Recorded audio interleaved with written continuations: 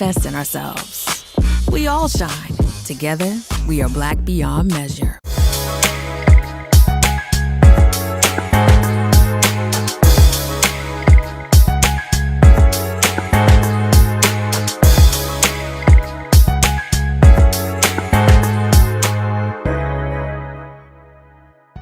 I'm Deborah Owens, America's Wealth Coach, and it's time to get wealthy. You're going to learn exactly what you need to know and do to finally achieve the level of financial success you desire and you deserve. Gas prices, food, everything is at an all-time high, and that's because inflation is making prices go up. And in addition to that, a recent study by JP Morgan shared that many people in the second half, they expect more of their debt to increase. So what can you do to actually cut your expenses so that you don't have to take on more debt? Well, I'm excited because joining us today is someone who paid off over $100,000 in debt. And she's going to share exactly what you need to do to take ownership of your financial success during these trying times. But before we get started, here are the 3 things that they don't want you to know about debt. First is, debt really is like having a hole in your wallet. The second thing is, they've made it even easier with these buy now, pay later apps at the point of purchase. And then thirdly, and lastly, mastering your money is the way that you achieve true financial freedom. And that's exactly what our guest today has done herself. Lynnette Cox is a personal finance expert and author of more than 15 publications. She also has had a New York Times bestseller, Zero Debt, The Ultimate Guide to Financial Freedom. And that's why I'm excited to have my fellow financial freedom fighter and money coach, Lynnette Cox. Welcome to Get Wealthy. Thank you so much for having me. You know, I was looking forward to this conversation. Well, what I love about you, Lynnette, is that you have been so transparent about your own journey. And so I'd love if you could just begin by just sharing with our audience just a little bit about this more than 2 decades of your expertise in personal finance and expert, CNBC, Wall Street Journal. Tell them a little bit about yourself. Well, from a professional standpoint, yes, my background before I owned my financial education, literacy, and consulting company was as a financial journalist. So I did work for Dow Jones and Wall Street Journal for 10 years. I was a CNBC correspondent. I was actually a Wall Street Journal reporter for CNBC. I spent years in the media working for Associated Press, Fox, the 10 o'clock news in Philadelphia, and the Philadelphia Inquirer. So my background was actually as a journalist, but it was really when I kind of parlayed my journalism skills and started working for Dow Jones that I got to do what I call kind of like financial boot camp. Because when I was a reporter at Dow Jones, I was covering Wall Street. And so I would write about the brokerage business, write about the stock market and what was happening in the financial world. And I started interviewing thousands and thousands of financial experts, stockbrokers and traders, money managers, certified financial planners. And I was always asking them about what worked, what they told their clients to do, how they made their money, and honestly, even the stuff that their clients did wrong, mistakes that they had made. And so over the years, I started to say, okay, you know what? This is not rocket science. I can do this too, even though honestly, in my own life, on a personal level, in many ways, I was like a hot financial mess. I'm not going to even lie. But long story short, after a long career in journalism, I started my own company in 2003, a financial education company called themoneycoach.net. That's our LLC that I co-own and operate with my husband, Earl Cox. And you know what? Next in March of 2023, it's going to be 20 years. I cannot believe it, but it's been a great ride. Entrepreneurship is a passion of mine. I've never looked back. And I really just love what I do as an entrepreneur because honestly, Deborah, in a lot of ways, I get to do the same things that I did when I was a financial journalist. I still write a lot. I'm on TV all the time, radio, podcasts, print interviews, etc. I just teach people now about money management principles in different ways and through different platforms like speaking engagements, etc. So it's really kind of like a full circle thing for me where I've parlayed the writing and communication skills that I had and that I had married with the financial knowledge that I gained over the years to now do what I do to help folks who want to become better with their money, whether it's the corporate clients that hire me, banks, insurance companies, fintech firms, and so forth, a lot in the financial services space, honestly, because they often, of course, have a vested interest in wanting their employees or their clients or even their prospects sometime to be better with managing money. So the corporate clients that I have, as well as the nonprofit clients, they will bring in folks who need to learn some aspect of personal finances. And I'm happy to teach them just that. Oh, that's excellent. Well, what I love is that you really demonstrate, right, or illustrate how you can know exactly what to do as it relates to the financial markets and investing and still not do it. As you said, your finances were a hot mess. So what I want to talk about, on Get Wealthy, we have a framework for financial success, mindset, strategy, and execution. And so that's exactly where I want to start with you first, just about mindset. How did you have to shift? Here you are interviewing all of these experts, advisors, and yet in doing so, you probably felt like, wow, I'm interviewing these people, but I don't have my own financial act together. What did you have to do to shift your mindset in order to achieve the level of financial success and get rid of the debt that you were carrying and clean up that hot mess of finances? Well, Deborah, because I've not only been on a wealth journey, but over the past year, a health journey as well, I've had so many incredible epiphanies about the ways in which mindset contributes to your activities, values, behaviors, and how you execute on various strategies that might be beneficial or sometimes even harmful for you. And so I'm drawing the analogy here between wealth and health because, frankly, when I first wrote Zero Debt, The Ultimate Guide to Financial Freedom, the book took off. It became a New York Times bestseller. It did really well. It continues to this day to do very well. We've done the 3rd edition of Zero Debt, and we're thinking about doing a 4th edition because, unfortunately, the debt problem in America has only gotten worse over time.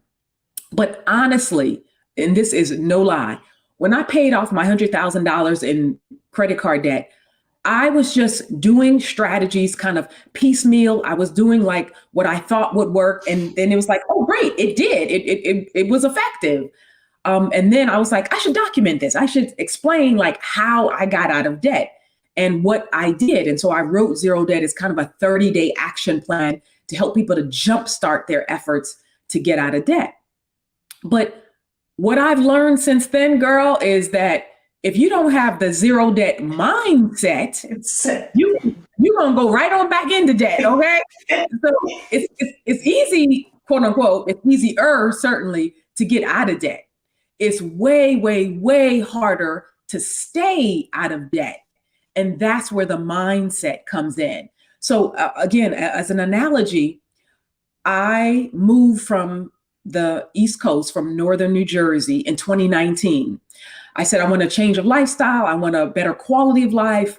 I want a cheaper cost of living. I wanted to have an outdoors type of life so I could be more active and get healthier. I moved to a community that gave me all of just that. Well, in 2019, I immediately hit it hard. I joined a gym. I joined Lifetime. I did this. I got a trainer. I did this thing called the 60-day challenge that Lifetime offers. Long story short, again, I ended up winning this whole national competition, beating out like 20,000 people all around the country for my weight loss and my efforts over this 60-day period. And it was like, woohoo, great. I did well. But guess what, Deborah? In 2020, and then in 2021, I put the weight right back on and then some. And so what I learned is that I really didn't have the right mindset to have sustained healthy behaviors, to have sustained weight loss, to help me to do well and to have this healthy body that I now have. So in 2021, in the fall of 2021, my husband and I both got really super serious about our health. And we said, listen, it ain't gonna be no trainers involved. It's not gonna be no gym involved. It's not gonna be no fad diet involved. We're gonna do some research. We're gonna do what works for us. We're going to execute on healthy lifestyle behaviors day in and day out consistency. There's no artificial deadline. It's not like I'm like, oh, I got to go to a wedding or I got to, look good for a special occasion. No, I want to do what's going to be sustainable over the rest of my life. And so kind of changing my mindset to get around thinking I need a quick fix. Like I need to just drop this weight in X amount of time. It's yielded phenomenal results. So over the last 10 months now, I've dropped 80 pounds. Wow, I love it. But you know what, Lynnette, I'm so glad that and that's what, because I really believe that first, health is wealth, right? Absolutely. And I also believe that so much of what we want to acquire, change is an inside job, whether it's wealth, and you talked about the fact you can pay off all those debts, but if your attitudes, if your beliefs, and if your behaviors have not changed, then you're going to revert back to what you always did because it's habits, right? Like if you have a habit of spending and you're going to accrue debt. If you got a habit of eating and not exercising, then the weight's going to come in. And so I love that we started there, because at the end of the day, one of the things I talk about in A Purse of Your Own is you got to have a wealthy lifestyle, right? And make sure that your environment, right, supports what your outcomes are. And also that, so often we'll make these, to your point, great accomplishments over the short term. And I remember when you won that challenge, you were so excited. And so that's where I want to go next. When we come back, really is, I want to get into strategies, right? Because you talked about the strategy that you used to pay off $100,000 in debt. Woo, 80 pounds, girl, in 10 months. I don't even know what to say. So when we come back, we're going to talk strategy. So don't go anywhere, folks. We're talking with Lynnette Kelfani-Cox. She's the money coach, and she's going to tell us exactly what we need to do to get and stay healthy and wealthy. So don't go anywhere. We'll be right back.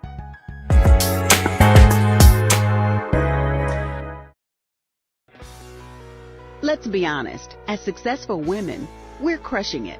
Maxed out 401k and Roth IRA? Check. Aggressive savings and investments? Check. Yet, the freedom our success was supposed to buy can leave us stuck on the six-figure hamster wheel, watching retirement slip further down the road. There's another way. Get coaching courses and community at wealthyu.com. When we invest in ourselves, we're investing in what's next for all of us.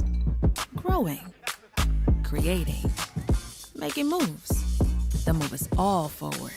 Together, we are Black beyond measure.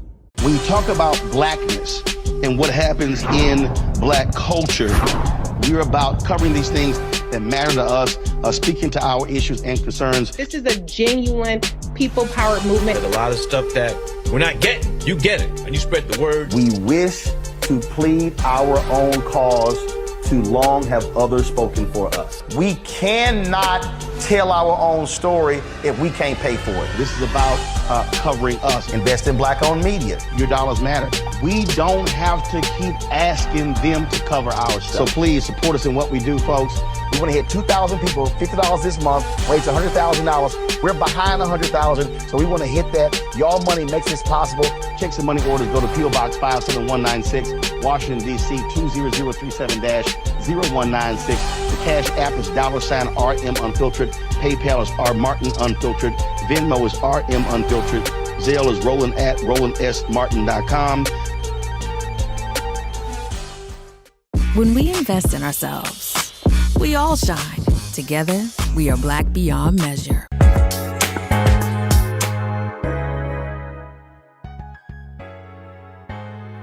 Welcome back, everyone. I'm Deborah Owens, America's Wealth Coach, and I'm so excited to be having a conversation with you today about debt and the things that you can do to really, in spite of these volatile times that we're in, inflation going up, prices going up, what you can do to not fall victim to putting yourself in financial disarray. So joining me today is the amazing Lynnette Kelfani-Cox. Our money coach is here to give us all we need to know about how, in spite of prices going up.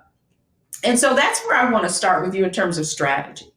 Lynnette, here's what we see. We see that prices on just about everything has gone up in terms of whether it's food, whether it's gas, we're spending more money. And if you add to that, we've got a number of different things to take our money away now. Before you pulled out your credit card, but now you're online and you get these little apps that say, oh, you can pay over 4 payments or whatever. Let's talk about strategy. First, let's begin with the strategy that you use to get out of debt, because I think that's where a lot of people are. So this is a great segue and a transition, because we talked about part of the mindset should not be on quick fixes or on anything that is not sustainable. And that translates into strategy. So again, if you want to think about a strategy for long-term financial success and to help you to maintain positive credit and debt management behaviors, you really want to be thinking about a whole host of things that you can do over the long haul. So first off, let's go ahead on and start with that old dreaded B word, okay? I know a lot of people don't want to hear that B word, okay? The budget, okay? Okay, just think about it as a spending plan of action, okay? It's not a 4-letter word, okay? Really, first, in terms of making sure that you're managing your debts wisely and eliminating debt, you have to understand what's going on with your budget. And again, when I say a spending plan of action, I look at a budget as an empowering tool because it gives you so many benefits. It helps you to manage your cash flow. It helps you to have clarity about your finances and to know exactly where your money is going. It helps you to assess whether or not you are deficit spending, and you don't want to be doing that because you want to be making sure that your expenses are less than your take-home pay.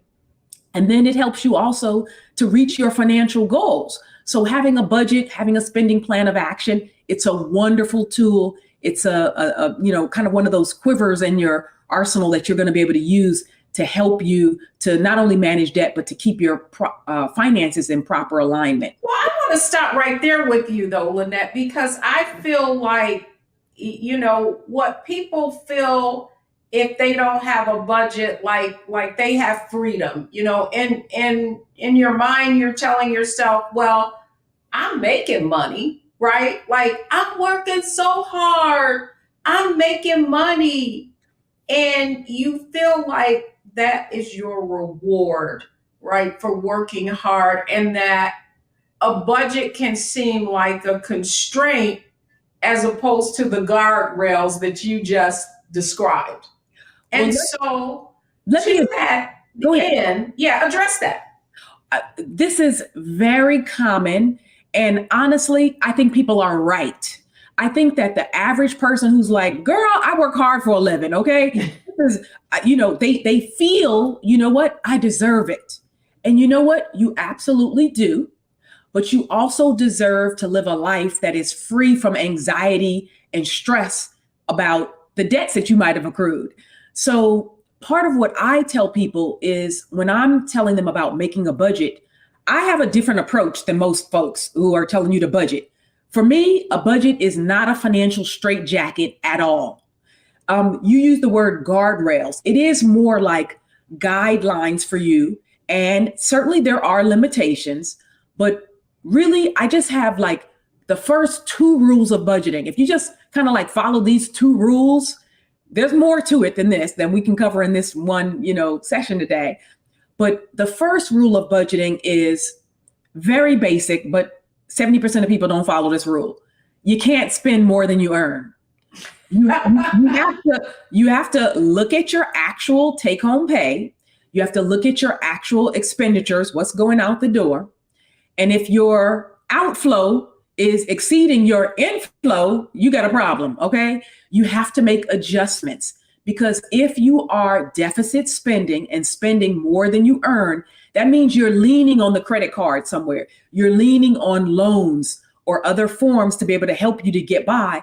And I don't care how much money you make. If it's $30,000, $300,000, or $3 million, you'll always be broken in debt if you're spending more than you earn. That's why you see a lot of celebrities who have that bling bling lifestyle. They might have a $10 million contract. They might have had, endorsement deals up the wazoo. And then where do you find them? In bankruptcy court or having problems with the tax man. It's because in part, there's a whole host of issues going on, but sometimes it's also about their excessive spending. So rule number 1, you got to check. You got to look at things and say, am I spending less than I'm actually earning? And if that's a no, then you have to start to adjust some aspects of your budget. Then the second rule, my second rule of budgeting, this is probably going to come as a surprise to a lot of people.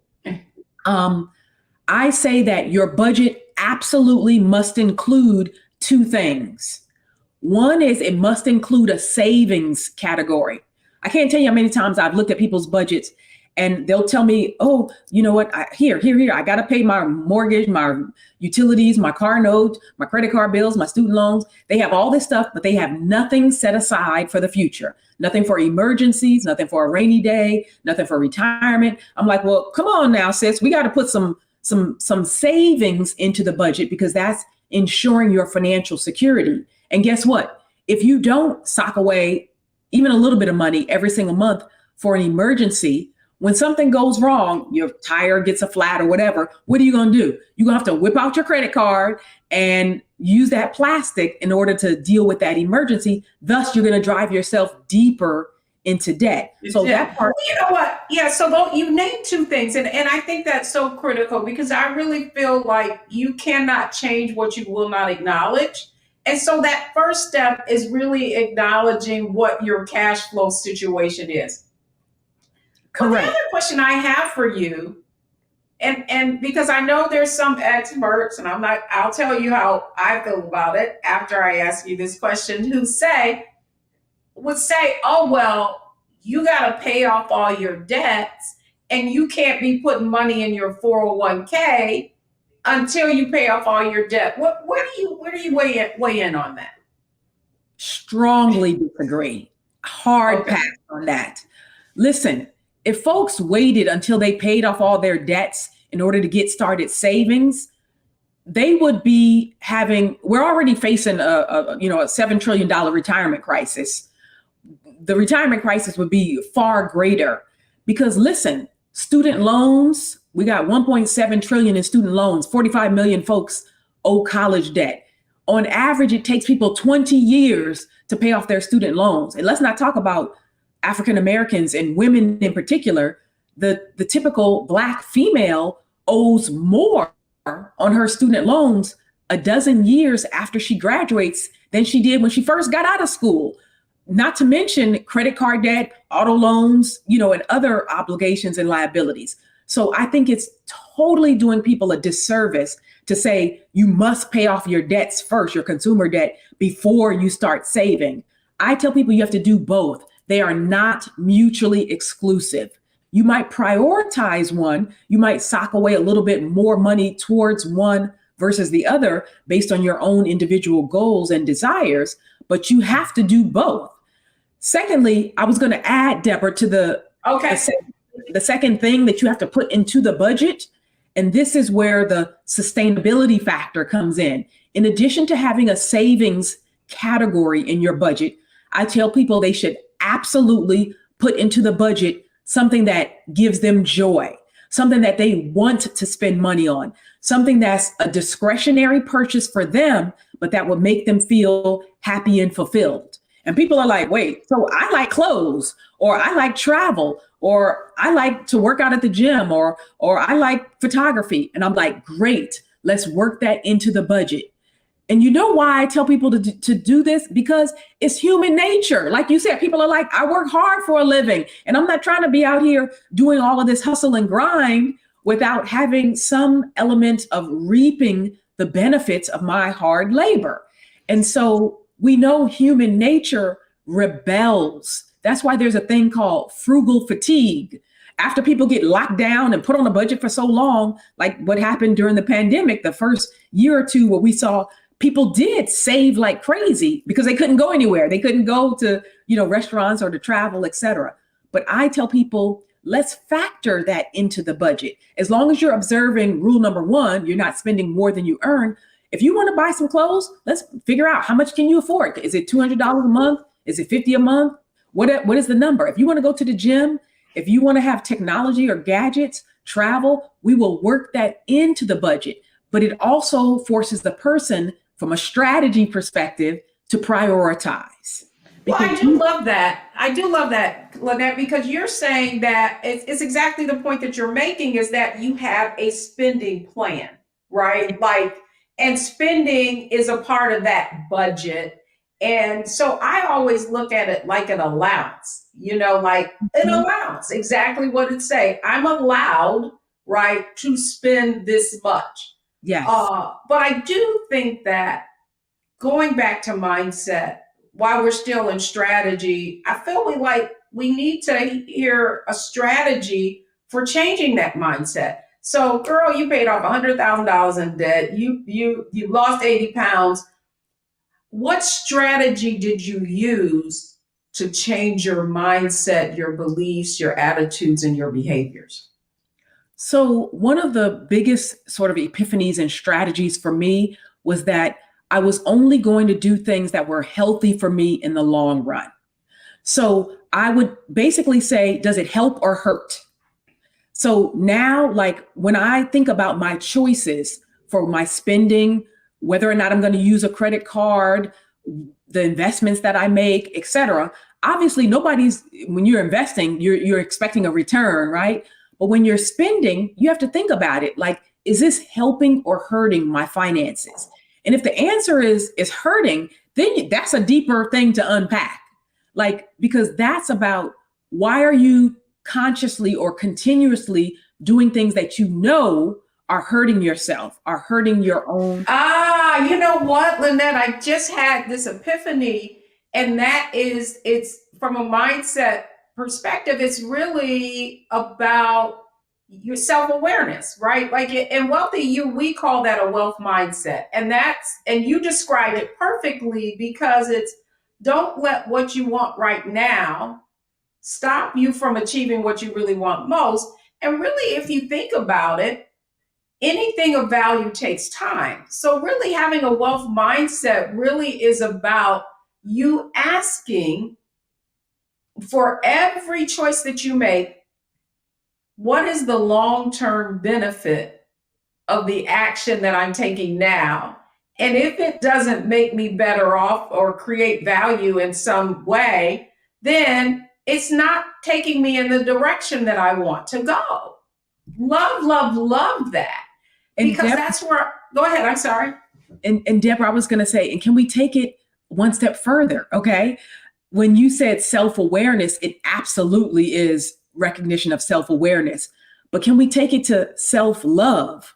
Because now you've gotten, okay, say you had this clarity, this come to Jesus moment, this aha awakening, and you're like, oh, okay, if these things that I'm doing are harmful to me, why would I keep doing that? If now you're aware of the behavior, if you really want to nurture yourself, nurture your finances, nurture your body, nurture relationships, nurture your garden, okay? You got to tend to it. You got to show it some love. You got to love on it. And I read something, I was going to post this as a quote, I don't know where, anonymous author.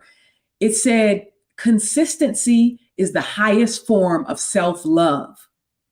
And I was like, oh, if that is not a word, because that's what you have to practice, consistent, proper behaviors in your financial dealings, in your health dealings, if you want to show your self-love and if you want to have a positive outcome.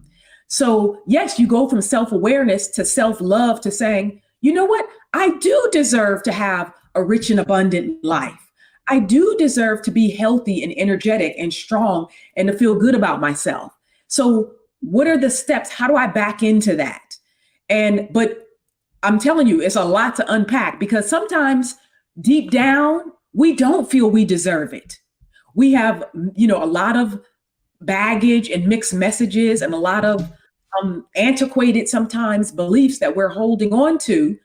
Like somebody will say, rich people, they're all scams. They had to do something to get over, or, they might say the expression filthy rich. So subconsciously, we might associate wealth or being rich or having an abundant life with somehow negativity, or that you were, bad to other people. We don't associate it with largesse or generosity or kindness or what we can do with the money to create a better world. And so it's a lot to unpack, but certainly it is a lot to unpack. And Lynnette, what's so interesting is if our viewers watch some of our other segments, this thing comes up over and over again. And it really is about those limiting beliefs. And particularly in the Black community, this whole concept of that wealth is bad. You know what I mean? When you said filthy rich, it was just like, wow, that so describes how people feel. And so sometimes you're disconnected, right, from what you know to be true and what you believe, right? So if you believe you can or you believe you can't, you're right, because it is a belief. So when we come back, I want to talk to you about execution, because clearly the ability to achieve the outcomes that you have, paying off $100,000 in debt, but you were honest with you. You were like, yeah, but you know what? I had changed my mindset. But now you've taken off 80 pounds, right, in a very short period of time. And to your point, it needs to be sustainable. So when we come back, I want to talk about execution. So you've learned a lot from Lynnette Calfani around health, wealth, paying off debt. When we come back, I wanted her to share with us exactly how you can take these concepts that we're talking about today and execute on them. So don't go anywhere. We'll be right back.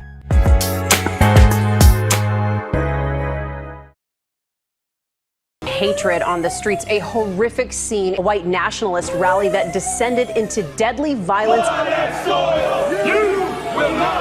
White people are losing their damn minds. As an angry pro-Trump mob storms the U.S. Capitol, we've seen shootings. We're about to see the rise of what I call white minority resistance. We have seen white folks in this country who simply cannot tolerate Black folks voting. I think what we're seeing is the inevitable result of violent denial. This is part of American history. Every time that people of color have made progress, whether real or symbolic, there has been what Carol Anderson at Emory University calls white rage as a backlash. This is the rise of the Proud Boys and the Boogaloo Boys. America, there's going to be more of this. Here's all the Proud Boys, guys. This country is getting increasingly racist in its behaviors and its attitudes because of the fear of white people. The fear that they're taking our jobs, they're taking our resources, they're taking our women. This is white fear.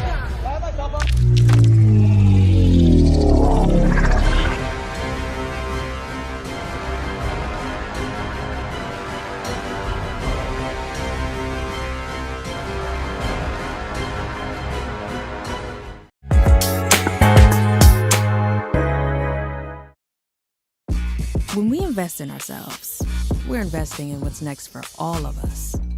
Growing, creating, making moves that move us all forward.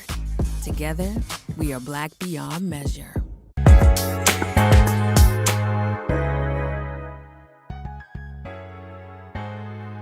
I'm Deborah Owens, America's Wealth Coach. I hope you've been enjoying my conversation with Lynnette Kelfani-Cox, the money coach, on the things that you can do to really take financial control. So we talked about mindset, we've talked about strategy. Now we're going to talk about execution. So Lynnette, I want to talk about now how we actually take some of the concepts that you've conveyed to us and take action. And so let's go to the whole execution of paying off debt. Now, I've heard, a couple of different methodologies, the snowball method, the avalanche method. Talk to us a little bit about, if you're somebody who has significant debt, what approach would you use to paying it off? So I want people to think about the debt payoff options that they have in a big picture way. First, to think about baby steps, about substitutions, and to think about options. So let's kind of dig into each one of these. So first, on the baby steps front, and again, frankly, this applies to debt as opposed to just like it applies to health and wellness. So sometimes people dig themselves deeper into a hole because they're thinking, oh, well, I already got $10,000 in debt. Let me just go on and charge this trip. What is another $1,000 difference difference is going to make? But you know what? Warren Buffett, the billionaire investor, he said, if you find yourself in a hole, step one is stop digging. Okay. So like if you're in a quicksand pit, you don't just keep going like this and just like digging yourself further into debt. You have to stop digging yourself into debt. So when it comes to baby steps and you're paying off the debt, sometimes people don't realize that little by little, chipping away is just as good. So every time you decrease your debt, you actually increase your net worth and your wealth. So too often, there's a disconnect. People think that wealth building is only, I'm able to save, I'm able to invest, I'm able to buy an asset like stocks, bonds, mutual funds, or real estate. Well, certainly asset accumulation is one way that you increase your net worth, because that's the first part of establishing your net worth, is to take a tally of all of your assets. But then you subtract your liabilities or your debt in order to ascertain your net worth. So anything you can do to decrease your debts, that's actually boosting your net worth. So if you're knocking out $50 a month, and that's what you're knocking off of those credit card bills, or paying an extra $100 a month towards your mortgage, or extra $100 towards those student loans, all of that from an execution standpoint, it might seem like a baby step, but you're actually boosting your net worth and you're putting yourself on the right trajectory. That's good. That's good, because I think oftentimes we are always looking at on the asset side of the ledger, rather than reducing liabilities really does have the same impact. So that's why I want to go to this other question, because I do think that when we talk about strategies, people are always being presented with all of these quick fixes, right? Like, do this, take the 0% card and you can get rid of that debt. Then you've taken you no longer have it and you still have that credit line. But I wanted to get your opinion on How do you feel about people getting debt consolidation loans, meaning maybe they've got a lot of those high retail cards that are 26, 27%, and they can now get that reduced to 6 to 7% and have a time period through which they're paying it off, as opposed to, this revolving credit? What are your thoughts? So, great question. And again, leading right into the other points I'm going to make about substitutions and about options, right? So substitutions, when you're in debt, a substitution is basically a form of swapping debt, right? You're kind of exchanging or swapping one form of debt for another. So it could be a debt consolidation loan. It could be something like a balance transfer where you have a high rate card. And right now, as you mentioned, with inflation on the rise, people are leaning on those credit cards more. The Fed has raised interest rates and says that they're going to do it again. The average credit card interest rate is about 17.5% right now and is expected to rise to 19% by the end of 2022. So one good strategy, yes, that I actually approve of and think is phenomenal. I personally have used it. I've had my coaching clients use it, et cetera, is to do things like substitute the debt that you have on one credit card, which might be 17% or so, and put it on a 0% card, which will have a so-called teaser rate for 12 to 18 months typically. You do pay a balance transfer fee. It's often around 3%. It could be anywhere as low as 2% to as much as 5%. But you're going to be saving on all those interest and finance charges over the next 12 to 18 months. So all of the payments you make now are going to be going towards your principal as opposed to going toward the interest, which helps you to more rapidly pay down that debt. On the debt consolidation loan front, when it comes to various forms of debt, because you could have a loan consolidation under your student loans. You could have a loan consolidation, of course, under the credit card debt that you also owe. I think it varies based on your goal and your outcome and the type of loan consolidation that you're being offered. Sometimes some of these loan consolidation deals are tied to your home or are tied to home equity. So they're basically saying, yeah, we'll consolidate your loan, but they're kind of attaching it to your house and saying, like, if you don't pay, in essence, your house is on the hook as well. So that's a consideration. Others simply let you consolidate if you do something like a debt management program, again, a type that I've recommended to people and that I think is good for a lot of consumers. If you go to like nonprofit credit counseling agencies, like NFCC, National Foundation for Credit Counseling, they have a whole team of folks that'll help people who need a debt management program. Again, the bottom line is that they've negotiated interest rates in advance with creditors that are either in the single digits or even 0%. So you're swapping that debt and you're combining all of them into one payment and you're making one payment in that fashion. Again, I think those are good options. Even some debt settlement options are good for consumers who are perhaps anticipating bankruptcy, for example. Instead of having a 10 years bankruptcy on your credit report, you might try a debt settlement approach, which again has its own pros and cons. But in the end, you're negotiating with the creditor that you owe to pay a specific or a reduced amount, say 30% on the, 30 cents on the dollar, 50 cents on a dollar. It has credit implications, but you certainly get to discharge of that debt in a more rapid way. So those substitutions are strategies that I absolutely recommend and think could be good for consumers. Great point. I mean, and you covered literally every question that I was going to ask you. So we talked about zero transfers. We talked about debt consolidation. We talked about consumer credit counseling, right? And then debt settlements.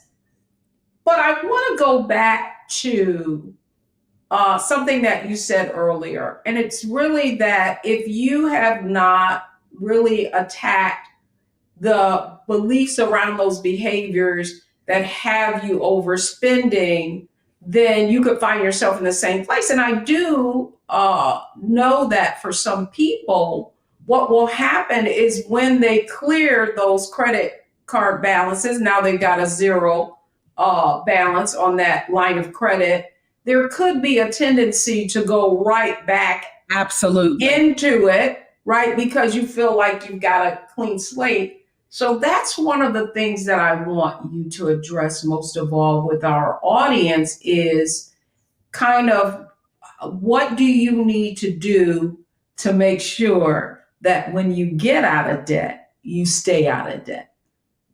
Great question, Deborah. And in my book, Zero Debt, I tell people that a lot of folks go into debt for what I call the dreaded D's: downsizing, a death in the family of the main breadwinner, divorce, disability, or disease. If any one of those things happens to you, obviously your finances can be upended and you might have to whip out those credit cards. However, if you're thinking about doing something like taking out home equity and then using your home equity line of credit to pay off your credit card debt, I absolutely tell people to not do that as a strategy if they have not addressed the fundamental problem that got them into debt in the first place. So let's say that you got into debt because you lost your job and you couldn't pay your, credit card bills on time. And now you're like, okay, let me just use my home equity to pay off the credit card bills. Well, guess what? If you're still saying I'm unemployed, I still don't have a job yet, you're going to just keep running up those bills month after month, just like you just said. Or if you went through a divorce and you're still in the midst of the divorce and you thought it was going to be a quick and easy divorce, but now it's dragged on, 12 months, 18 months, 2 years, the paperwork hasn't been signed. You haven't been getting your, alimony or child support. There's just drama or issues going on. That issue has not been resolved. So you don't want to borrow or do a substitution and think that it's a short-term or a fast, expedient fix when really the underlying issue has not been addressed. Ditto for things like health, disability. But if you say, oh my God, I got into a car accident and I got behind on my bills because I couldn't work and I was laid up in the hospital, laid up at home. But now I'm able-bodied, I'm back to work, I have my full income, et cetera, and I just need to play catch up.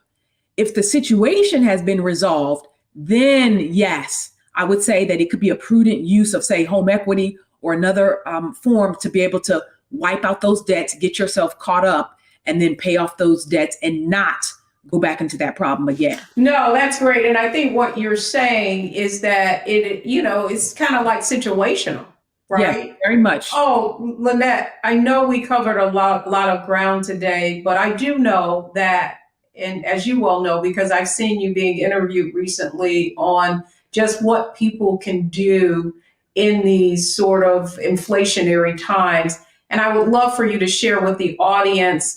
You mentioned zero debt, and how do they find out about the tools and resources that you have available to them to get their financial house in order? Well, I appreciate that. You let me do a plug here. So thank you for that. My pleasure.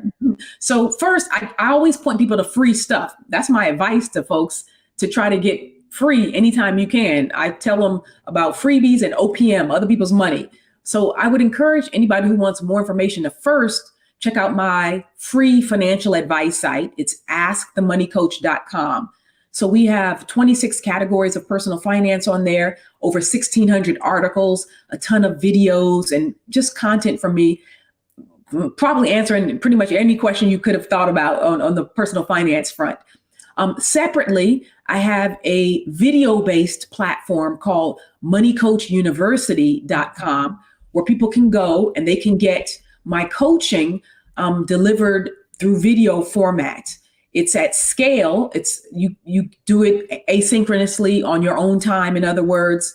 And some of the courses on there are free, actually. Most of them are actually paid. So that's another way that people can connect and engage with me. Of course, I offer a one-on-one coaching to a select group, a few number of clients as well. But then I'm on social media too, just giving my advice. Facebook, Twitter, LinkedIn, Instagram, just all of that stuff. Podcast, media, traditional. Yes. So we'll make sure that we put all of your social media handles on Twitter, LinkedIn, Facebook. You probably TikToking it too, girl. No, I haven't got to TikTok yet. Y'all not gonna find me dancing on those milk crates. No, not yet. No. Not the music and the pointing. I love it. Well, Lynnette Calfani-Cox, the Money Coach, we're so grateful that you came on to share with our audience how they can get wealthy, but more importantly, stay wealthy. Thanks so much for coming on Get Wealthy today. My pleasure. Awesome. So when we come back, what are the 3 takeaways that you need to have gotten from this show? Don't go anywhere, folks. We'll be right back.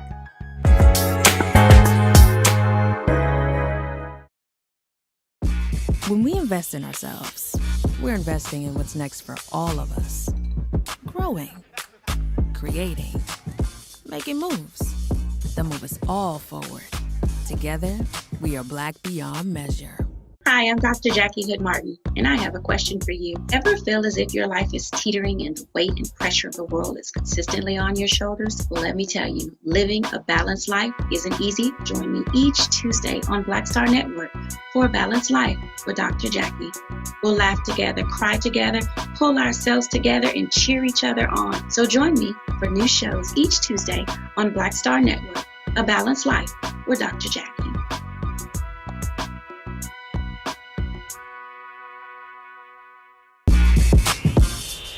When we invest in ourselves, our glow, our vision, our vibe, we all shine. Together, we are Black beyond measure.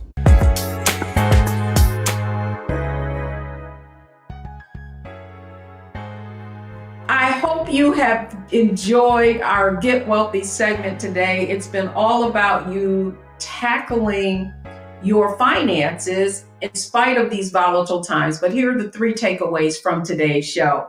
First, you should know that if you're using credit cards, or any type of credit, it probably is a red flag to affordability. Can you really afford that? But of course, we know there are situations. The second thing that you should know is that the magic of compounding works in reverse with credit. So if you have high interest rates and you pay the minimum, you could see that balance doubling. And then finally, that you should use debt for leverage, as Lynnette said, other people's money, not for things. So thanks so much for joining us on Get Wealthy, only on Black Star Network.